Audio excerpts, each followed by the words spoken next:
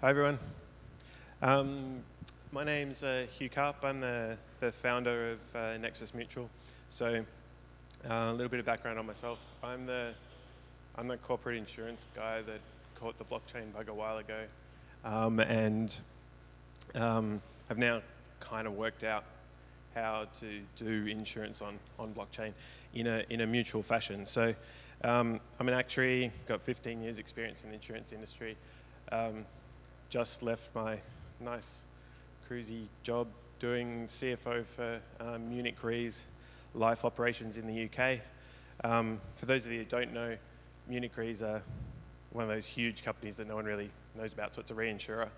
It's got 33 billion of premium income. So I guess that kind of tells you two things. Hopefully it gives you some confidence. I know what I'm talking about when it comes to insurance, but secondly, the market for insurance is absolutely huge.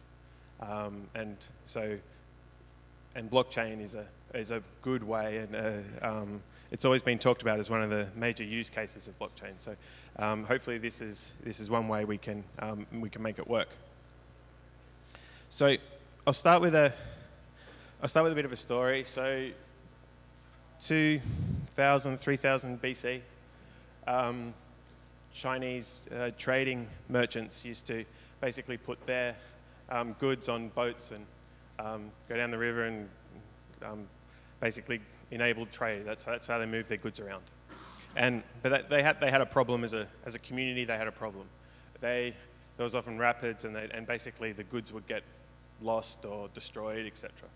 So as a community, they basically grouped together, and the merchants decided to shift different goods onto different boats. So they would basically all share their goods around on the different boats. So that if one went down, then they only lost a tenth or whatever of their goods.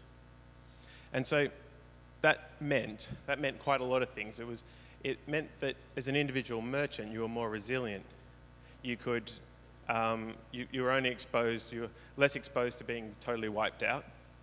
You could also, instead of only purchasing some goods and then transporting them and keeping a reserve yourself, you could take more risks. You could use more of your kind of capital, built up funds, and take more risk, and then enable trade a bit more. So this is like one of the first examples of mutual insurance, of the community recognizing a problem, coming together, sharing that risk together, and becoming more resilient, and then enabling greater trade and everyone being better off. So that's kind of what we're trying to recreate now that we have blockchain technology. So that model was good, but one of the big problems was it couldn't really scale very much. So we put in place insurance companies to essentially link different groups, link the Chinese trade merchants with the, other village over here that was insuring life insurance for different people. So those two groups couldn't talk to each other before, but now we have blockchain technology that allows them to talk essentially together without the need for an insurance company to link them and become that intermediary. So that's what we're trying to do. So I'll start with the product, and then I'll go back to the platform and how we're operating it. So Ethereum community. That's the community we're targeting first, and the problem that we're trying to solve is smart contract security. So it's obviously a real barrier to adoption. We've got, if you're a user, how do you know that if you're trying to interact with a smart contract, how do you get that confidence that the money's just not going to disappear? If you're a developer, you're going to can be quite scared of actually hitting that deploy button to mainnet and going, oh, hold on a minute, if this has a bug in it, we've gone through security audits, but if this has a bug in it, what are we going to do? So it's also a really hard problem. And there's a lot of really smart people working on this, but you can go through testing, you can go through security audits, multiple layers, you can go through bug bounties, but you can never be 100% sure that there's not something there. So from my perspective, we need redundancy in the solutions as a community. So, and this is where the combination of solutions comes in play. And essentially what I'm saying here is we've got the prevention, which should be the primary focus, which is what a whole bunch of really, really smart people in this room and in this conference are working on, and we're not doing that. But formal verification, testing tools, standardizing code, security audits, all of that, it all needs to happen, and we need to get better at doing that, and that's great.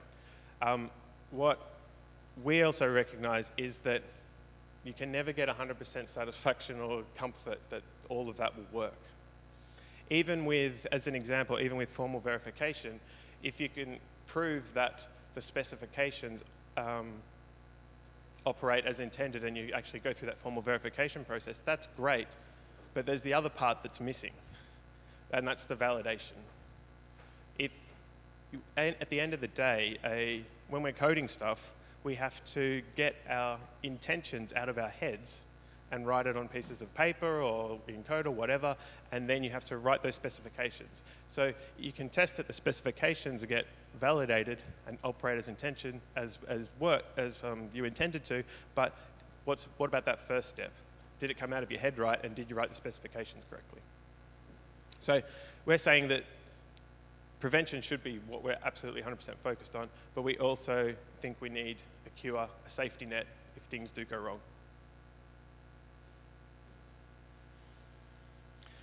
Okay, that's great, but okay, how do you actually assess claims? At the end of the day, what we're doing here is we're introducing a human layer onto the code. So what we're covering against is unintended usage of the smart contracts that leads to a financial loss. And that's really a human interpretation. So as an example, like the DAO hack or the parity multi-sig wallet issues, I think it was pretty clear in all those circumstances that wasn't the intention of the code. It wasn't the intention of the DAO to be able to, it was the intention to be a autonomous investment vehicle in a whole bunch of different projects. It wasn't the intention that someone should be able to just drain it for funds. Same with the parity multi-sig issues, is obviously the intention to keep funds secure. It wasn't the intention that someone could just hack it and take all the money. So you can argue whether code is law and all the rest of it, and that's fine, but I think it's pretty clear that the intention of the code did not work in that case. And that's the idea. That's what we're trying to cover against. And you can't code that. You have to have people to assess it. So we're providing that human layer, and so we're providing a decentralized claims assessment method to actually assess that. Now, that has a whole lot of benefits. It has some disadvantages as well. One of the big advantages is that it's product agnostic. We can actually write our product on a piece of paper. So the product that we're building, smart contract cover, can just be, did it have unintended code usage that led to financial loss? And people can interpret that how they will. So it doesn't require a trust of an external oracle. We're not restricted to the parametric covers. And that's quite important, because parametric will become bigger and bigger and bigger as an insurance aspect of the insurance industry over time as more and more data sources become available. But at the moment, most of the cover written, the vast majority, is actually indemnity-based, which means, you know, if you got your house and there was, and part of the kitchen burned down, you don't get paid for the whole house, you get paid for the kitchen. You lost part of it, not all of it. And then that requires interpretation by humans to be able to do that one. The other quite important thing is, because we are voting and everyone's a member of this mutual, we're legally not classified as insurance in the UK and in other countries, which means we don't actually need an insurance license or the regulatory framework around it. We're essentially just sharing risk amongst each other. So this isn't insurance. It's called discretionary cover, and it's provided on a mutual basis. These entities exist today. What actually we are doing is taking a defined legal structure, automating it as far as possible with smart contracts, and then just fitting in with that existing legal structure. So disadvantages, it's harder to implement. You've got a voting system with incentives and game theory and all the rest of it. It's potentially more vulnerable to attacks. And the one thing that we haven't been able to solve just yet, that we're hopeful in the future, but is that we're not fully decentralized. While the voting mechanic and the first part about is the claim valid is decentralized with the voting. The problem is that insurance claims assessment is quite hard. And it's you don't necessarily want to punish people just for having a difference of opinion, but you want to punish people heavily if they vote fraudulently. So determining what the difference is between, oh, you just got a different of opinion, or if it's fraud, that's very hard. So we're centralizing the decision-making on was that a fraudulent vote or not. We think there are solutions in the future, but we're going to start a bit simpler with a centralized bit to start. So I'll talk a bit more about the platform and then kind of how it works in each of the different aspects. So we're trying to replace that insurance entity with code. So at the moment, we've got a current model of the insurer where you've got all of these services that are grouped together, and they provide all of those. So you've got your underwriting, your pricing, your capital, what you do with that capital, investment management, product development, governance, claims assessment, all of that's all under one tent. And so what we're trying to do here is break it apart, commoditize each function, and make it very cheap to operate. So we will automate what we can, and then essentially decentralize the rest, and we'll use token incentives to essentially incentivize the work of, for example, people in this room, to provide work to the system to make the whole thing operate. So we will automate some of the underwriting. The investment management will be automated. The claims assessment, as I discussed, that'll be decentralized. The capital provision, that's essentially decentralized, so that's effectively a crowd fund. And then we'll have voting processes on the governance, and we'll also have the pricing and underwriting is actually split. Some of it's in the middle, some of it's like an automated algorithm, and some of it's decentralized, and I'll get into that in a bit. So the big, one of the big things here is that we will need a whole bunch of external work to be provided to the system to make it operate. So we have to incentivize those through token incentives. So one of the clear ones here is capital provision. Insurers need a whole bunch of capital to operate. They essentially sit on that money and pay it back to the members or to the people that are insured in the future for claims. So this is a kind of a well-known one in crypto, obviously. You can have a token model and crowdsource some money. So one of the interesting things that we're trying to do, we'll actually use a continuous token model. So we'll be constantly open. And so the price will keep going up. And basically, it will go up slowly until we've got enough capital to back the contracts that we need. And then it'll start going up very steeply, basically saying, we don't want any more money, don't give it to us. We've got enough to fund what we want. And then over time, when we write policies, we go, oh, hold on a minute, we've got lots of policies in force, therefore we need more capital, therefore we'll drop the price of the tokens to encourage more capital to come in. So it's very dynamic, and the model is trying to have an efficient capital allocation and making sure that we only raise money when we need it and we don't over-raise. So if you compare that to, say, just a regular like ICO where you go, well, we'll raise like, okay, 50 million, and then we may not be able to go back at a later point. What happens is you over-raise capital to start with because you might need it in the future, but then you can't go back at the end necessarily. So what we're saying is insurance companies need ongoing capital as they grow, and this is a much more efficient way of deploying that capital. In addition, you'll be able to lock your tokens to participate in surplus distribution. So if basically we generate profits and we don't need any more capital, then we hand that back to the members, that's their share. Basically, this whole thing's a membership company, and instead of the profits going to the shareholders, they go to the members of the, effectively, DAO. Claims assessment.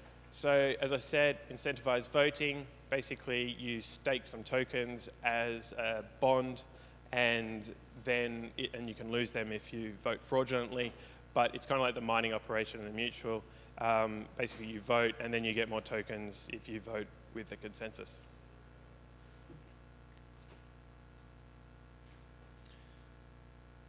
Underwriting. So one of the obvious questions here is, how the hell do you price this thing? how the hell do we determine what price we should charge for smart contract A versus smart contract B and all the rest of it? So we'll have a two-tier pricing approach represented by those two lines. So the first tier is essentially a automated algorithm that's very conservative, that's trying to replicate how battle-tested is this code? How long has it been on mainnet? What funds does it have? How long has it been exposed to a hack and it hasn't been hacked? And so basically the price starts high, very high, probably uninsurable, so a bit not very helpful to start with, but then over time it becomes more reasonable. So that's obviously going to work for some contracts out there that have been on there for a while, but it's not going to work for a whole bunch of other ones. That's where the second layer comes in. And here, effectively what we're doing is incentivizing and crowdsourcing smart contract security expertise. So if, as an underwriter, a smart contract auditor, say, you have the skills and you want to assess that particular smart contract and you think it's secure, then you can stake some value against it in the form of tokens, and for every sale, every cover that's bought on that particular contract, you essentially earn commission income. If there's a bug if there's an early bug, then you stand to lose some of your stake, but otherwise you earn essentially commission. And as a result, the price drops to a much more reasonable level. So that's kind of how we're trying to crowdsource the underwriting expertise. And this actually mimics the approach like Lloyd's of London use in their models. They basically have capital providers that will back an individual expert who underwrites a particular cover, particular insurance. So, for example, if you're a smart contract auditor but you don't have much capital, then someone may back you, and then you can come to an arrangement with them to about how you split that commission. So we're trying to mimic, through smart contracts, how the insurance industry works at the moment. In addition, there's a governance function. Basically, this whole thing is it's a DAO, and it's completely upgradable and changeable, etc. So you can vote on proposals, you can put proposals forward, and that would be like product upgrades, changes to parameters, or in an extreme event, if things go really bad, then you can vote to shut the whole thing down and basically distribute the funds to the members. And the membership does have full control over this thing. One of the interesting things is what we're doing is there are legal structures that actually allow this to happen.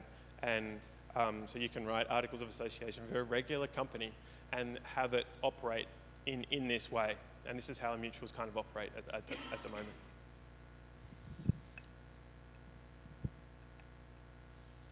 So that's kind of just the talk. I'll just quickly kind of build up how it goes through to kind of give you a little bit more idea of how it kind of fits together, because there are basically a lot of different elements that come together to make the whole thing work. So there's one capital pool where the money goes in that backs the contracts. And the first step is, as a member, you put in Ether to the pool, and there is a token model, and you get some tokens. So that's that curve. Basically, you get more tokens at the start and less tokens at the end when it's well capitalized. Then, okay, you've got your tokens, what can you do with them? So the first one and most obvious one is you actually destroy them to purchase some cover on a particular contract. So you're just a regular customer. And so if you just want to be a regular customer, you don't really care what the token price model is, because all you're doing is you're buying Ether, then you're for tokens, and then you're destroying tokens to get cover. So if you take those first step to the end, all you've done is put in Ether and got cover. So you don't care what the price is. And so everything here, and this kind of goes back to what Christoph was saying earlier and the volatility of cryptocurrencies. Volatility is actually a relative concept. So at the moment, because this is one of the reasons we're starting with this product, is we're going to denominate the cover in Ether, because that's generally what people are interacting with smart contracts. So we're going to have a pool of Ether of assets backing its liabilities in Ether. So volatility is not an issue. One Ether is one Ether, one Ether. So because of that, we're just totally kind of within the cryptocurrency space rather than having to worry about the fiat aspects. we've built the platform to actually be capable of taking in like stable coins once they get a bit more established, and therefore being able to write cover that you'd need in a real world for your washing machine, as an example. So, but we'll start with something that's denominated in Ether. Anyway, so you've got your cover. That's one option. That's what you can do. We've got the pricing model that sits mostly off-chain. So, second one, as I explained before, you lock your tokens for participate in the claims assessment, and if you vote with the consensus, you get more tokens, and then the claims come out of the pool and go to the member who was suffered from the hack. Bit more complicated now. So you can lock your tokens for surplus distribution. Now the idea here is, as with the token model, we're going to have this off-chain capital model. So the way insurance companies work at the moment is they have to work out how much capital do I need to hold to be very confident that I'm not going to go bust. And there's a whole bunch of regulations to work out how you do that, and there are standard models that, for example, Solvency II, there are standard models that tell you how to do that, how to do those calculations. What we're doing is replicating that exact approach, and we have to run that off-chain because it's just way too complicated to put on-chain. So that introduces trust elements. You know, I guess from our perspective, we want to be fully decentralized, but we can't quite get there yet because of technical limitations. So we'll start with something that has some centralized elements and then try to improve it over time. So anyway, going back to the capital models. You've got this capital model. Basically says this is how much you need to hold based on the policies you have. And then that determines like your minimum capital level. And then we'll just do a ratio, say 180% of that minimum capital. Once the funds in the pool get to greater than that, then we'll start distributing surplus. Kind of like a dividend, but legally it's a surplus to the members. So that goes to the members based on the token holdings, essentially. Yeah, you can lock your tokens to get access to that. And the idea here with one of the key themes you'll see running through the token model is that you need to, insurance is all about risk sharing. And risk sharing happens over time. Risk is incurred over time. So if you lock tokens, then you're exposed to that risk over time. So the whole idea is if the more you lock your tokens, the more rewards you get out of the pool in return for taking on more risk.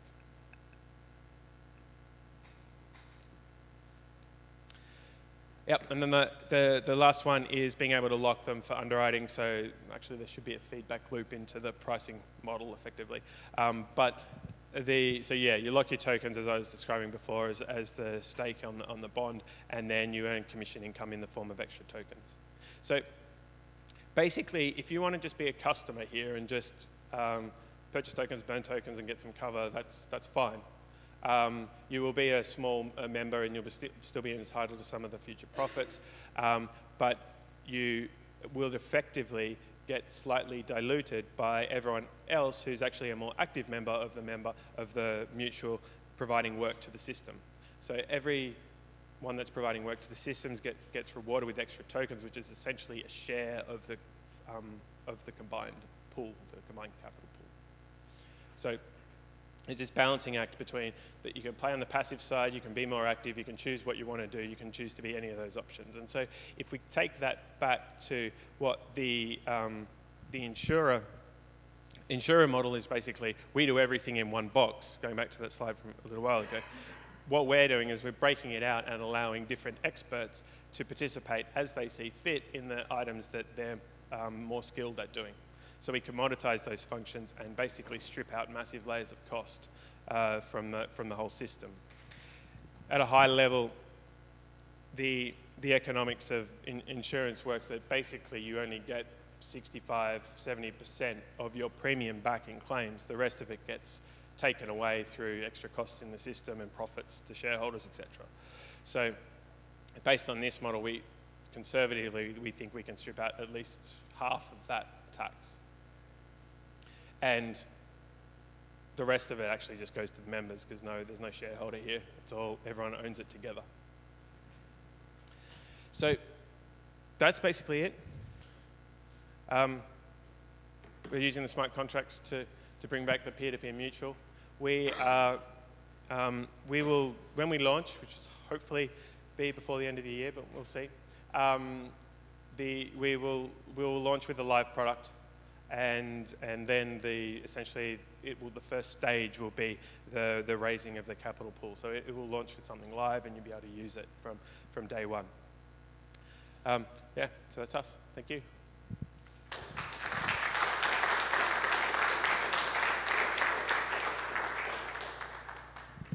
If there is any question.